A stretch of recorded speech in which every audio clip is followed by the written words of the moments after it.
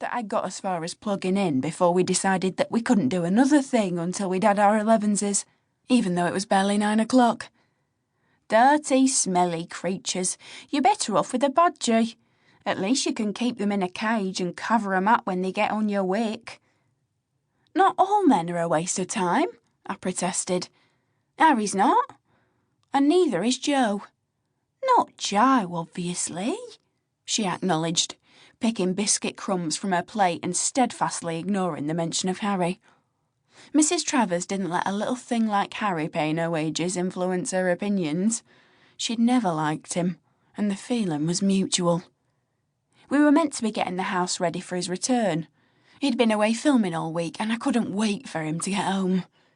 I'd made a gatto which oozed cream and strawberries, although, as Mrs. Travers pointed out, it was more for my benefit than his, since Harry rarely ate anything that wasn't low fat, low salt, low sugar, whole grain, organic, and bloody tasteless. I'd dressed Amy in a new dress I'd spotted on one of our rare saunters around the shops, and I was all glammed up like, well, some glamorous thing, because that's the look Harry preferred. Determined to wow him with my appearance, I'd booked myself in for the full works at a salon I normally avoided, because it looked far too posh for the likes of me. My eyebrows had been waxed, my tortured nails hidden under acrylic talons, my roots blonded, my layers trimmed, and my face beautifully made up with the new products that I'd been told I simply must have in order to look gorgeous. The beautician had insisted that I try false eyelashes, and, against my better judgment, I'd agreed. She'd spent absolutely ages gluing individual lashes onto my lids and nodding kindly when I said I wanted a natural look. I'd left the salon feeling extremely glamorous and sophisticated, until I'd arrived home, where Mrs. Travers, who was babysitting, took one look at me and said, "Jesus, whatever happened to baby Jane?" It wasn't the effect I'd been hoping for.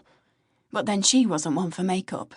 Her idea of a beauty treatment was to rub Nivea on her face before bedtime and put a dollop of Vaseline on her lips if she thought they were getting too dry. Mrs. Travers looked at the clock and sighed. "I suppose we better get a shifty on. His nibs will be home in a few hours, and I want to be well out of the way by then." "You don't have to go," I protested, but she rolled her eyes in horror. "Oh, I think I do. Don't want to be around when you two start getting all lovey-dovey.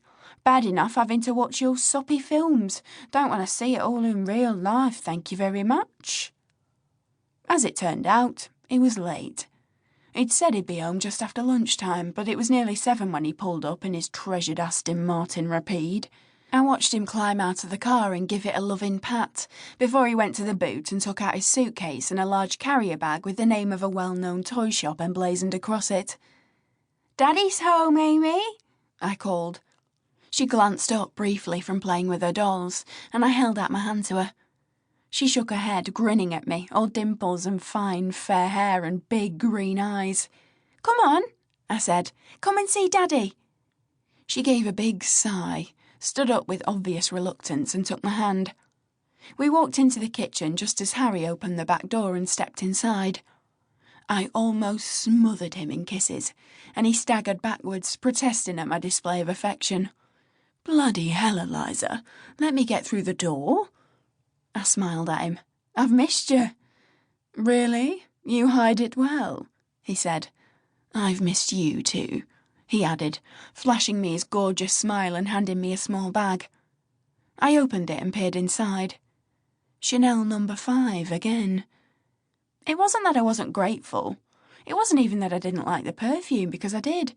It was just that, well, it was the 3rd bottle of the stuff Harry had bought me since Christmas, and it was only just May. "Me got present?" asked Amy, staring up at him expectantly. Harry ruffled her hair and picked up the large carrier bag. "Of course, as if I'd forget my baby girl," he said. Amy dived into the bag, shrieking with excitement. I saw her little hands become still, and she stared at the toy inside in some bewilderment, as well she might.